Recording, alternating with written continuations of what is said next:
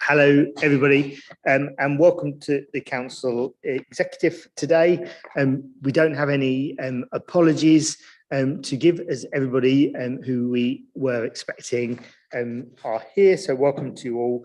First thing is welcome to Councillor Douglas in her new role and to this group, although I know you've substituted a few times, but welcome. Declarations of interest is first agenda item. I'll just give a couple of seconds. Councillor Douglas.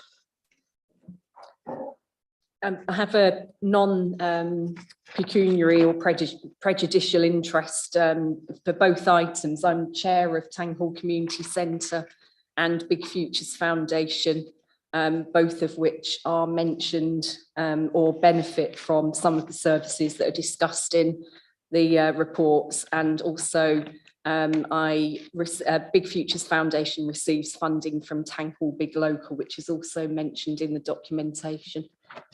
Thank you very much. Councillor Waller. Thank you. For similar reasons, Governor at Westfield Primary School. Thank you very much. Can't see any further declarations, so we'll note those. And then we move on to agenda item 2, which is the minutes. So these are set out on pages 1 to 14. So I'll just give a couple of seconds in case there are any matters to raise. If not, I'll assume that colleagues are happy with me to sign those minutes. So I shall do that. Thank you very much. Which then takes us to item 3, public participation. And we have one registered speaker who is with us today in person, Flick Williams, and that is registered on the bid to become the home of GBR HQ. And you'll note that you have 3 minutes to speak to us when you're ready. Thank you. Elected members, questions to the leader. Councillor Aston, I see you've expended a great deal of resource in positioning our city to become the home of Great British Railways. So I feel compelled to ask, what thought have you given to the current perception of York as a city around the country, and how might this impact on not only GBR but others choosing here as the place they make their business home? Disabled people are 20% of the population and rising, so any responsible employer who does not discriminate in their employment practice will surely do their due diligence in order to establish whether a particular location can offer its employees an environment in which they will thrive and flourish. So leaving aside other diversity issues, given the constraints of time, what might their assessment be in relation to their disabled employees? I contend that they will find a city that has banned blue badge holders from the foot streets, one that is systematically reducing blue badge parking elsewhere, both in car parks and on street, and one that is allowing the wholesale commercialisation of every last inch of public realm space, which seriously impedes the ability of disabled people to go about their day-to-day activity. If they look even more closely, they will see new build commercial property that is inaccessible, Rydale House on Piccadilly, and perhaps wonder how on earth the planning department allowed that to happen in 2022. They might look at the plans for the station and wonder how the reduction in blue badge parking there would impact on their disabled employees' ease of business travel. They might be made aware that there is one legal action pending against this council for discrimination and possibly a second with regard to cafe licensing that seriously jeopardises the health and safety of disabled pedestrians. They might learn that recorded incidents of disability hate crime are on the rise, and that this is dismissed as a bit of low-level name-calling in a scrutiny committee. They might watch the active travel promotional video that shows the city socially cleansed of disabled and older people. In summary, might they not conclude that York is a city that has created a culture of discrimination and outright hostility towards disabled people, despite their protected characteristic? Might they in turn not start to wonder about the leadership of an authority that has allowed such a discriminatory corporate culture to emerge and prevail, and indeed wonder if, in light of all of this, York might not be a wise choice? Thank you. Thank you very much for your comments, which are noted. So we'll now move on to the next agenda item, which is item 4, the forward plan, and this starts on page 15 and goes on to page 16. So again, I'll give a couple of seconds for colleagues to look at this, and hopefully we are content to accept the forward plan. I can see some nods, so that's accepted. Thank you very much. Which then takes us on to agenda item 5, school holiday food scrutiny review final report. This starts on page 17 and runs to page 66. I think Councillor Daubney is going to present this particular report on behalf of the Scrutiny and Policy Committee and the task group. So when you're ready, straight over to you. Thank you, Chair. Executive made a request at the end of September 21 for Children, Education and Communities Policy and Scrutiny Committee to consider the effectiveness, impact and funding of the free school meal voucher scheme, alongside other grassroots community-based provision and other schemes to address food poverty impacts. Since the autumn of last year, however, there have been significant new pressures affecting UK households, in addition to those arising from recovery of the economy from COVID. A marked rise in the cost of energy, predicted to grow further in October 22. A marked rise in the cost of oil and oil distillates such as petrol and diesel. Recent war in Ukraine has led to price rises affecting food, cereal, animal feed, and working food animal produce of all kinds. All are linked to a significant rise in inflation. 9% in April, and forecast by the Bank of England to reach 10% next year. All these shocks hit poorer households disproportionately, exacerbating an already challenging situation for those homes where children are entitled to benefits related free school meals. The review group researched this topic in a number of ways, using internet research, seeking information and expertise from CYC officers, by emailing local bodies such as food banks and community groups, by meeting staff at local schools who the review group were particularly keen to speak to in terms of the operation of the scheme and their students' experiences. Schools were keen to help in the group's research, describing to us the models used to distribute vouchers, how they had seen an increase in free school meals over the last few years, and how they work with local businesses, supermarkets for grants, and applying for ward funding, etc. One school wants to work more closely with the council to establish a hub at the school. Overall, they view holiday hunger as a real issue and fear the tsunami of need that's about to hit their school communities as the cost of living impacts even harder in the near future. Ideally, they would like to see the voucher scheme continue. This overall research, reproduced on pages 23 to 66 of your agenda, together with online discussions between the 3 members, allow progress to be sustained and conclusions and recommendations reached. The conclusions were that the post-September economic problems will in all probability worsen in the short to medium term, and that while the government's voucher scheme was an effective means of addressing household food pressures during the holiday periods over the pandemic, it could not be sustained by the council now the government funding has come to an end. Recommendation 1. Firstly, the review group recognised that without central government funding specifically for the purpose, the cost of continuing to provide free school meal vouchers at around £780,000 per year is not sustainable.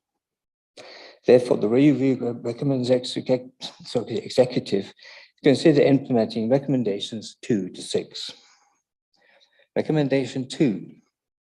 Despite the limitations recognised by CEC Policy and Scrutiny Committee, the holiday activities and food HAF programme will remain an important part of reaching a solution as it brings government funding to the issue.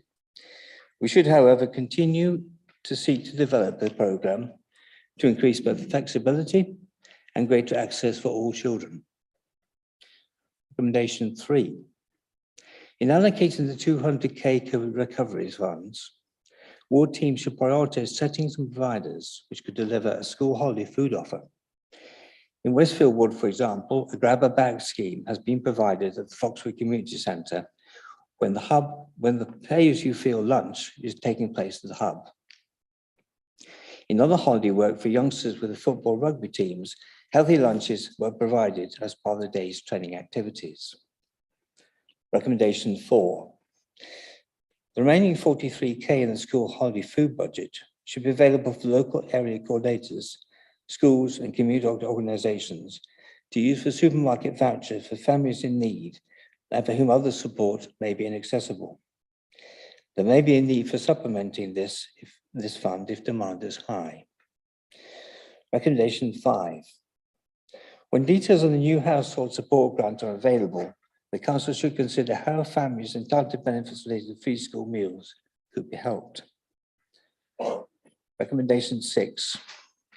The council should produce an advice and information pack directing families, advice partners and ward councillors to sources of information and support.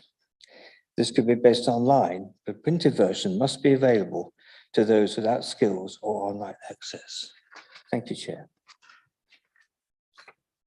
Thank you very much, Councillor Daubney. So I'll open the item for any questions. And I don't know, Pauline, whether you want to come to the table at this point.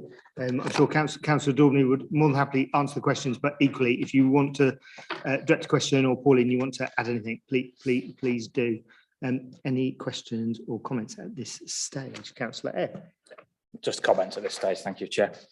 I obviously wanted to thank Scrutiny for the work they've done in coming here this evening. I think in terms of the report, it's an excellent report, it's a detailed report, it's a thorough report, and you managed it without any pictures of Councillor Waller, which was quite a significant thing looking at the one that's coming next on the agenda. I think nothing could be more important than addressing the issue of holiday hunger at the moment. It was a significant issue before the pandemic. It became an acute issue during the pandemic. And I think as we see the daily headlines and the government's failure to act on the cost of living crisis, it's becoming more and more of an acute issue. I think the executive did highlight this issue very early on, and despite the ongoing financial pressures that we face as an organisation, we've continued to step in and provide free school meals where we can. While individuals like Marcus Rashford have been available to raise the profile, the government has continued to bury its head and failed to take action on this crucial issue. It has continued to be a priority of this administration throughout the pandemic and throughout the recovery period, and continues to be even now. Even with the limited resources that we have, we've made repeated investment to support those children in need and families across the city. In fact, since 2021, I think we've put around £300,000 of CYC money into that support on top of the government funding to make sure that critical support is available. Anticipating the government would fail to act going forward, we acted on the issue as part of our budget setting process and made sure that we allocated further funding in this year's budget, as well as asking Scrutiny to work on a cross-party basis to look at the best way that we could target those available resources, and giving us time and ability to set a further long-term strategy about how best we can target our resources, what limited they are, to get the most impact we possibly could. I think the recommendations in paragraph 6 will help in the short term to deal with some of the issues we face immediately, and buy us a little bit of that time to try and develop that long-term strategy that we talk about, recognising, as the report does, that cost of £800,000 per annum just simply can't be borne by local governments in the current climate without a serious spending review. I endorse the allocation of the remaining £43,000 to provide supermarket vouchers to families in need, and reiterate the fact remains government must provide the necessary funding to support children and families rather than shirking that responsibility, passing it on to local authorities. And I hope in the collegiate fashion, the cross-party nature that we've worked on the Scrutiny report, we can continue to make that case cross-party to government to ensure they further take action. With that, Chair, happy to endorse the recommendations on page 17, paragraph 2. Thank you very much. Councillor Douglas. Thanks for the report, Councillor Daubney. And really, there's an awful lot of work that's gone into this, and it's very informative and sobering, I'm sure, for everybody. And just on page 19, the officer response there, it does outline the cost of funding free school meal vouchers over the holiday period. And I wondered if you had had a chance to consider both of those, and of those potential additional recommendations, if you think either of them are appropriate for implementation at this point in time.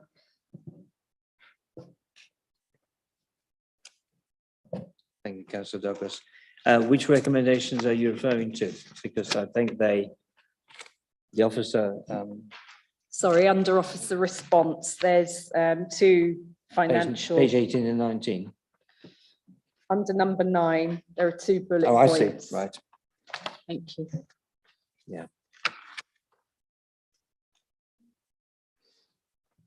Don't know whether Pauline, you want to? I think the first one, where you said that it's not sustainable in the longer term for the council without the government funding, which has hitherto been available. Up until now, there has been some free school meal vouchers provided alongside the house scheme. And it would certainly be a good idea to continue to provide those for youngsters who do not attend our programme. But again, I think £420,000 is possibly more than is in the budget for this type of work. Anything to add, Pauline? Yeah, thank you, Chair. I think the first option has never been funded on the basis that we've never been able to provide food vouchers every week throughout the 2-year period. It has been more on the basis of the second option that's in the paper, but again, that funding isn't available from any source at the current time. The council would have to seek an alternative way of funding that from council resources. But we felt that we needed to put those alternatives in because that's the basis of how we've been able to fund vouchers so far. Just an update on the report and recommendation 5 in particular. A decision has been taken at Councillor Ayre's decision session to top slice the new household support fund by £50,000, and that will be, if executive approve this report, that will be added to the 43,000 in recommendation 4 to continue to issue food vouchers to those in need on a local level on the same basis as the fuel voucher scheme you may have heard of, would be using the same mechanism. And so where our community-based workers found that a family needed support, they could issue those food and fuel vouchers themselves directly from that system. So that's the basis of those recommendations. So there is actually now 93, if executive agree, there would be 93,000 in that pot to support that. But in terms of those two options, that level of funding is currently not available. Thank you very much. Councillor Craghill. Thank you, Chair. I'll try not to be too repetitive to what Councillor Aaron has just commented, but I would like to first of all thank the Scrutiny Task Group for all the hard work that they've done to produce this report to help us address this very difficult issue with a cross-party approach.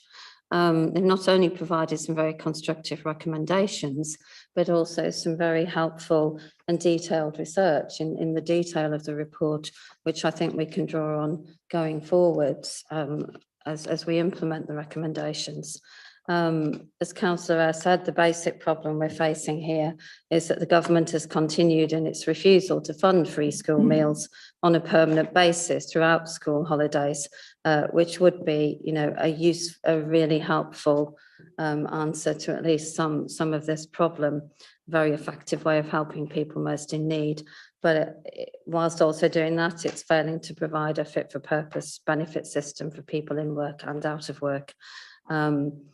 And this, of course, is a situation that's growing worse with the cost of living crisis.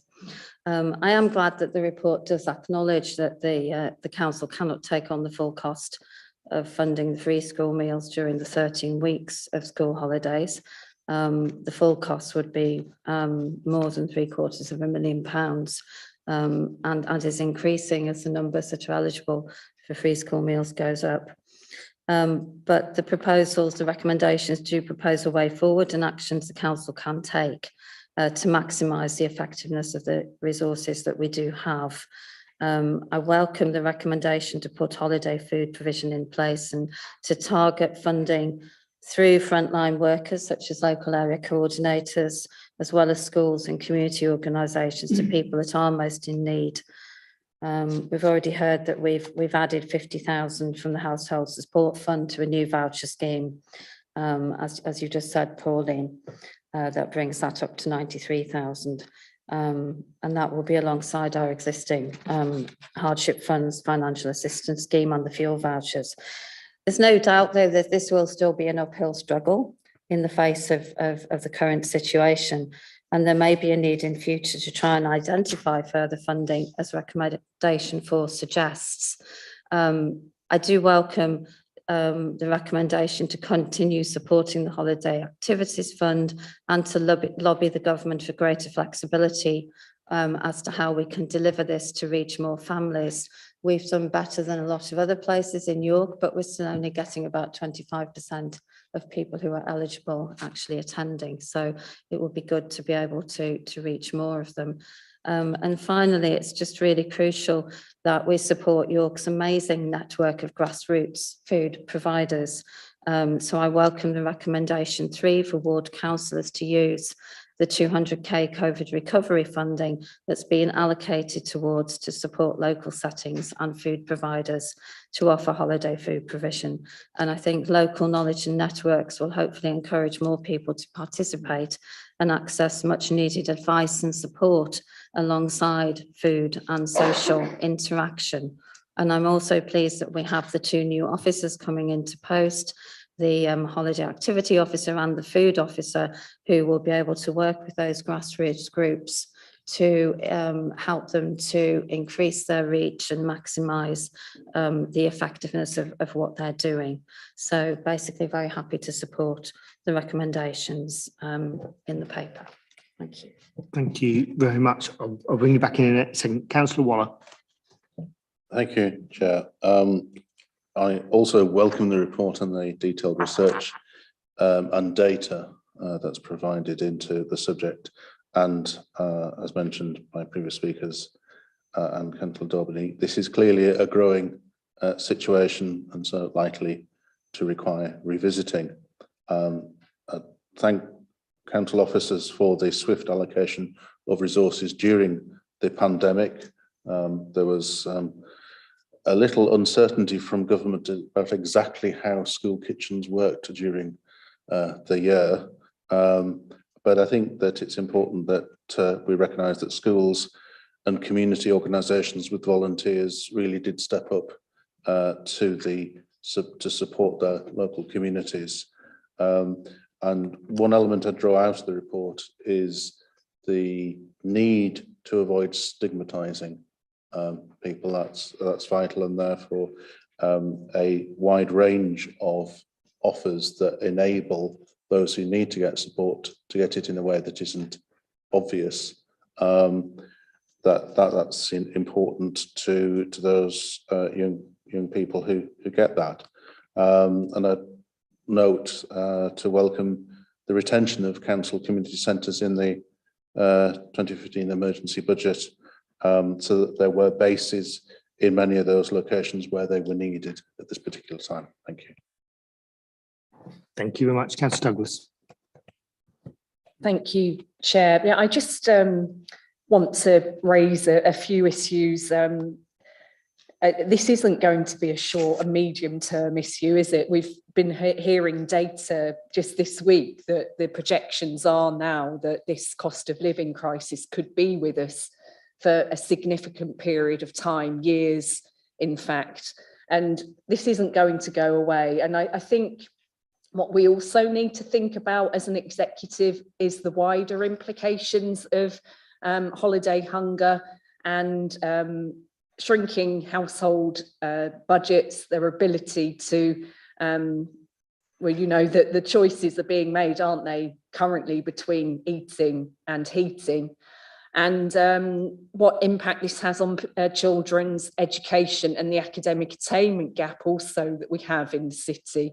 So I do have great concern about this. And when we think about the long-term implications on life chances and what kind of employment situation people go on to at the end of their schooling, all based around the experience of childhood poverty, that spending money on free school meals that will cover the holiday period is a cheap price to pay in the longer term. So I would challenge executive to think seriously about this. I understand the financial implications, but this has longer term, very large financial implications when you look out into adulthood for these children that experience this poverty. The other thing that I think is really important to consider as well is we've been talking for a long time now about how we maximise the benefits that households bring in. We still know that there is an under representation and under claiming of benefits in households, and we have at various times muted that there should be some form of help to make sure that households are maximising their benefit income. And really this feeds through into the second item around hubs, doesn't it, and how we use those to maximise that income. So I give you that challenge as well. The other thing that I've experienced recently around this is watching at Bell Farm Social Hall, one of the community volunteers there helping one of the residents to fill out the online application form for financial assistance, that the resident couldn't understand how to fill it out. It took 40 minutes for that volunteer to do that job with that resident. Now, that is an impediment to claiming that financial assistance for many people in York. And so I think we really need to think seriously about that. And then finally, also we have this ongoing issue around digital first and access to making those claims. And I would say that digital first doesn't and shouldn't mean that it's digital only, which is where we seem to be going. And this affects everybody who needs to make a claim for some financial assistance in York. I think we really need to review our procedures around this, how we give access to people who don't have technology or the ability to fill out these forms themselves for various reasons. And also around mobility, there are some people who don't have technology in their houses and can't leave their houses. They need in-house support around this. So there's a number of associated issues that I think it's really important that we all consider. Thank you. Thank you very much. Pauline, I'll just say first, I'm sure everybody sat around this table would agree on those wider issues in terms of the cost of living crisis, holiday hunger, energy costs, household budgets, which are all points well made. I know your responsibilities, obviously, Pauline, do cover some of that on digital financial inclusion support.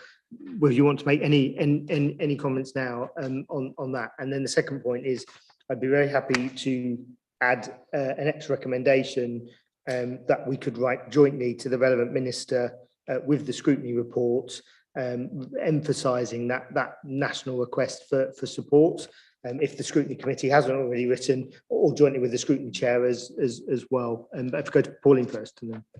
Yeah, just mention a couple of things really. We are working hard with our digital inclusion partnership on a range of digital activities across the city to allow greater access to help and support that people need, and we're working in partnership with Explore York on all of those activities, and the executive have funded an officer to work with that partnership, and that's across the full range of public sector organisations and voluntary community organisations as well. The other element of work that's going is to develop a new financial inclusion strategy, which includes digital, and we're working with the Financial Inclusion Steering Group and with partners again to look at a medium-term strategy around poverty, all forms of poverty. And we're going to issue some information to ward councillors in the next couple of days around the current plethora of forms that we're putting online around accessing fuel rebate. You've mentioned your financial assistance scheme, which I'll go back and have a look at whether that's easy to to fill in or not, but to really stress the alternative routes into support for residents that can't access digital, such as a dedicated telephone line, such as our community-based workers that will all support residents in completing those forms. And unfortunately, we have to do the 80-20 rule to try and get the majority of transactions out of the way, so that we can concentrate on support for those people who can't access those systems. But we're really conscious that we have residents that we can't reach, that we need to support. So we hopefully will get some more information out to everyone in the next few days so that they can access that support. Thank you. Councillor Daubney, any comments, or if you'd be happy to do a joint letter with myself and Councillor Douglas? I'd be very happy, Chair, to do that. Thank you. Great, thank you very much. And Councillor Crackle, indeed. Sorry, I just wanted to quickly say I do entirely appreciate that most of the points Councillor Douglas made, if not all, very much need attention or are worthy of attention, and you've heard Pauline's answer to that. I just wanted to pick up on the benefits take up, and perhaps Pauline can come in and confirm what I'm saying. But my understanding is that our welfare benefits advisors, working with their partners in Advice York, already do achieve quite a lot of benefits take up. There's always more than could be done, certainly, absolutely. But just to say that we do quite a lot of work on bringing in helping people to get the benefits they're entitled to, don't we? Yes, of course we do, and we have welfare benefits advisors across the full range of remit of benefits, council benefits and national benefits as well, and we report that every 6 months into the council. However, we do find the areas where people don't access the benefits that they can do is older people, hard to reach older people in communities. And we've seen actually that during COVID, more families have accessed free school meals because they've become aware that actually gets them into more benefits if they do register. And hence we've had not only because people have fallen into poverty during COVID, but we've had a 33% rise in free school meal claimants, and that has led to more people claiming more benefits. But there's always more that we can do. There's always more people that we can reach.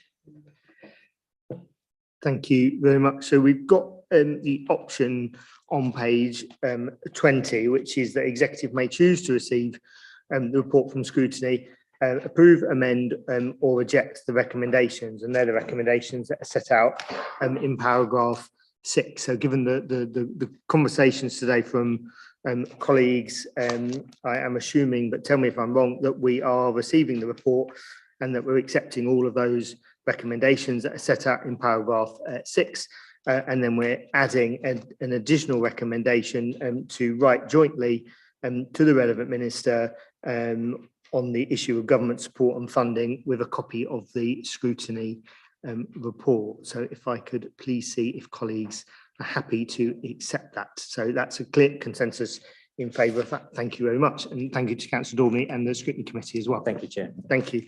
I was going to say, Pauline, feel free to stay at the table or to sit back and come back afterwards. That's entirely up to you, what you'd rather do. Agenda item that we're moving on to is the Scrutiny Review into Community Hubs. Councillor Webb, on behalf of the Scrutiny Committee, is going to present this report to us, which starts on page 67 of our pack. And over to you. Thank you, Chair, and hello, everybody. It's good to see you in person. I think firstly, I'd like to extend my thanks to the Scrutiny Committee regarding the previous item on food hunger. It was myself who brought a right to food motion to council before Christmas, and I think that it's really nice to see actual work done on council motions and actual sort of action on something that really, really does matter. I would echo, I mean, it comes onto the community hubs side of things, but I would echo the concerns that we really do need to prioritise feeding vulnerable children as much as we possibly can. And whenever we're shown an opportunity, I understand that £750,000 is a lot of money, but you can see the difference that that could possibly make. And leading straight onto community hubs, that's worked quite nicely, really, because you can understand how the two would link together, and actually you could have a very good seamless system there. Onto community hubs. This review has been a long time coming, and I'd like to thank Councillor Fitzpatrick and Councillor Fenton for working with me on it. I'd also like to thank officers for their support as well. In fact, the current administration expressed a desire to expand the idea of community hubs across the city quite a while back now, in 2019. However, I believe that there was a lack of clarity around what that actually meant. And to date, it doesn't really seem like there's much happened as a result of that initial desire. But I think that it's fair to say that as communities across York came together to help each other through the pandemic, this gave our group a real opportunity to sort of have a look at what was possible, what is being done, what can be done, both locally and nationally. So if you will, I'm just going to talk you through the sort of the key points, the blueprint that we've outlined here for what and any executive should be looking at for a community hub strategy. So A, community hub should be there to suit a range of needs across our city. And those needs will be different in different places. Some places it might be loneliness, some places it might be, and sadly it will be, abject poverty. And that's something that we shouldn't shy away from, and we should be doing everything we can to sort of support through this strategy. B, a desire to tackle the source of the problem. For example, again, poverty can lead to health impacts. So whilst tackling health concerns is really important, this won't work without actually tackling the source, the root of the problem, which we obviously know is poverty. There's an opportunity for communities to help each other, point C. But a community hub should be a safe space for professionals to help individuals. And we've just heard an excellent conversation about examples of that through access to support with benefits, for example. D, any community hub will only work with adequate levels of volunteering, and we need to be showing real support for our voluntary sector here in York.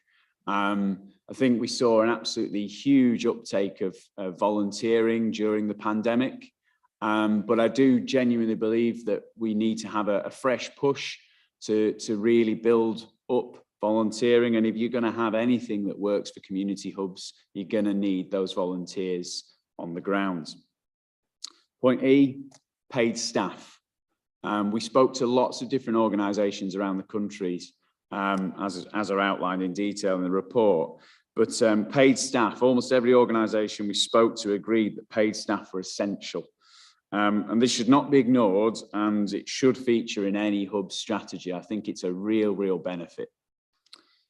Income generation. In order to make these things sustainable, in order to make any hub sustainable, there has to be an idea about income generation.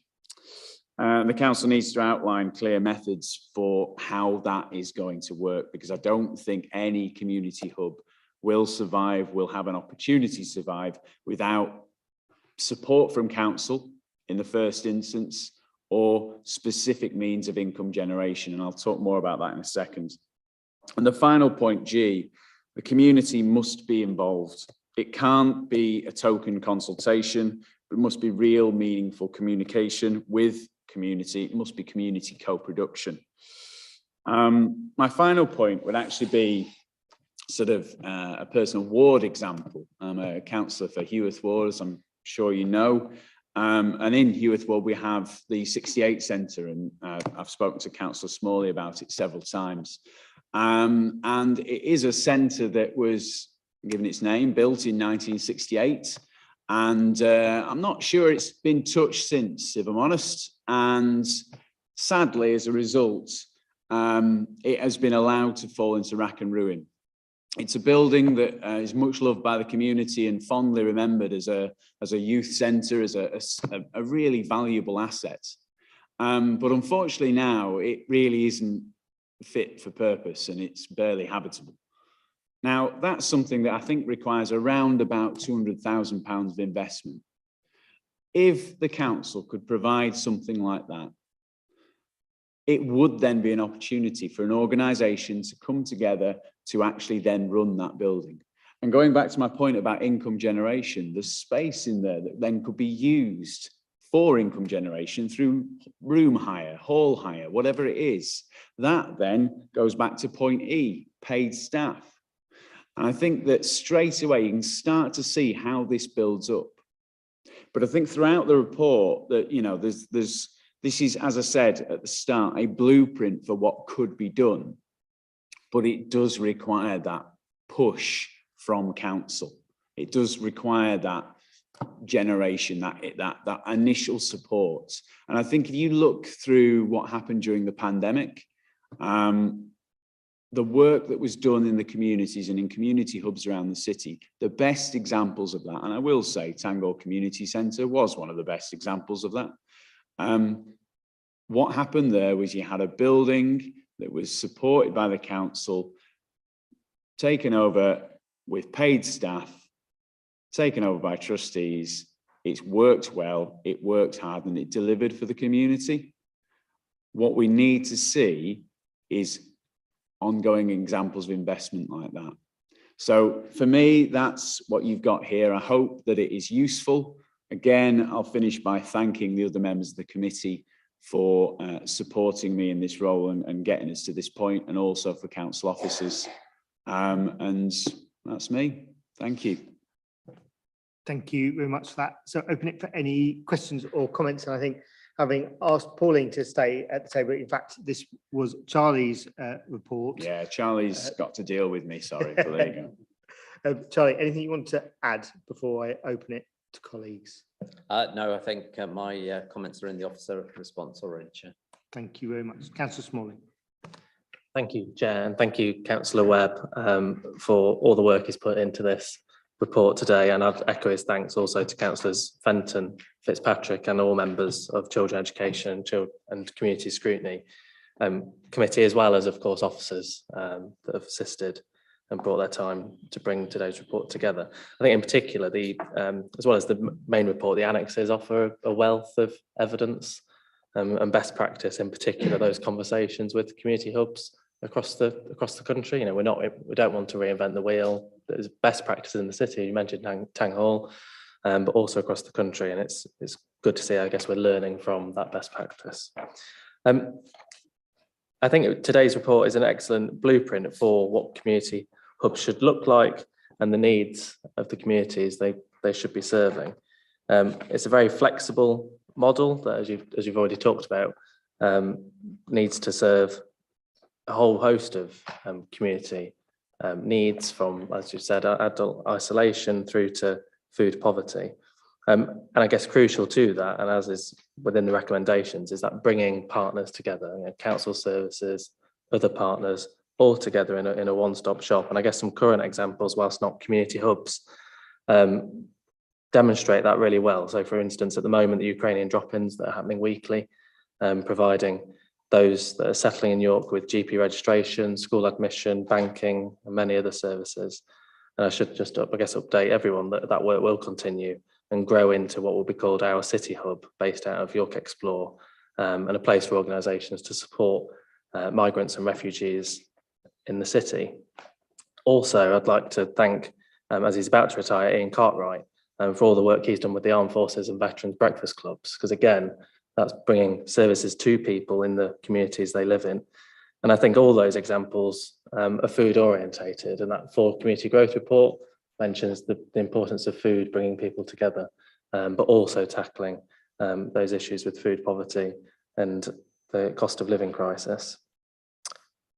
I think we can't do any of this without the charity, voluntary sector and those volunteers you've just mentioned there, Councillor Webb. And we are indebted to all of them, and we must recognise the efforts and the time that they invest in the communities and also, I guess, the toll it takes quite often on their own resilience. It takes a great amount of personal resilience to help others. And as we're seeing at the moment, that is taking quite a toll on those volunteers, and it's right that we never stop thanking them for all their efforts. On 68 Centre, I agree with quite a lot of what you've said there, Councillor Webb, and it is probably very much time that we, with your agreement, set up a meeting with officers to give an update in terms of that centre. But you'll be aware it's temporary use as a housing, for housing, to make sure that we improve council housing in that community. And I'm happy to go away and set that up. With that, Chair, I'm very pleased to recommend that we approve tonight the recommendation set out on page 68, paragraph 6. And again, just to echo my thanks to everyone in their work for writing this report. Thank you very much. I'll just give a couple of seconds in case. Councillor Douglas. Thanks for the report, Councillor Webb. I think it's been really helpful to look at all of the issues and concerns about how you build and sustain community hubs, because it's not easy. And Tanghall Community Centre, we've been building that over many years, and it is very successful now, but it is community driven. It is always looking to what our community need, and also making it a friendly, non-judgmental, approachable place. And it has been successful. And so this report is of particular interest to me in that sense of being responsible for the building that Community Hub runs out of. I do notice that it says that the communities team is going to help to implement the council's Community Hub programme, and I'm just wondering what the capacity of that department is to actually be able to manage Community Hub rollout on top of everything else that they're being asked to do at the moment, and then for what progress we're going to be making on that. It says here that the council, I think it's in your response, Charlie, the council's also made available funding for the rollout of community hubs, and that will be utilised through the Good Place network. I just wondered if you could expand on that a bit, because it's not something that I'm particularly aware of or have seen much evidence of across the city. I don't know that we benefit from that at Tanghall Community Centre. And then also, I think it's really important that the element that Councillor Webb highlighted about it's expected that community hubs should be self-financing on an ongoing basis, and that is a really tall order. You are generally asking to run a building and keep a paid member of staff in there between £60,000 to £80,000 a year. And then you're asking volunteers to run it as well, and they have to apply for funding to support that. So I think we need to be realistic about this and understand the challenges of asking this to be totally community driven. So yeah, those are my points. And Charlie, I'd like to hear a bit more about the council's current programme, if we can, please. Thank you. Sorry. Yes, thank you, Chair. I mean, capacity in the community officer team has clearly been very stretched by, firstly, COVID, clearly, and then to some extent more recently by helping to welcome what is so far 121, I think, Ukrainians to the city. But we are staffing up specifically to support the Homes for Ukraine scheme, so that it doesn't remain a long-term drain on the work of that team. I would say that in both cases, though, that work is important to the purpose of that team as well, and helps to form important relationships in the community, and does help to, in the long term, to support the development of hubs through those relationships and through that work in the community. So it isn't irrelevant, if you like, to the development of hubs. But clearly, as we do fully staff up over the summer and make sure that we have all the posts filled, and turnover has been a challenge too, then we will be able to bring full attention to supporting you as ward members in the development of hubs in your individual wards. And to make that a real priority, and I think very central to your ward teams and the work that you want to do in your wards. On the funding, that funding referred to isn't new funding, it's funding that was mentioned in previous reports. I think we previously described it as a commissioning pot. I think those words were perhaps not terribly helpful. And so as a result of the scrutiny report suggested rebadging it, if you like, or repurposing that fund specifically towards the development of hubs, and the suggestion of advertising it and making it available through the Good Place network, which has now been launched. So that hasn't been advertised yet to that network, but can be at its next prior to its next meeting. Thank you very much. So we've got the option on page 71, which is again to the executive may choose to receive the report and either approve, amend or reject the recommendations. And again, from our discussion, I propose that obviously we're receiving the report and we're accepting all of those recommendations that are set out in paragraph 6 on page 68. So could I please see that colleagues are happy to accept that? Thank you very much. So it's clear consensus in favour of accepting that recommendation. Thank you to Councillor Webb and to Charlie and to the Scrutiny Committee for that.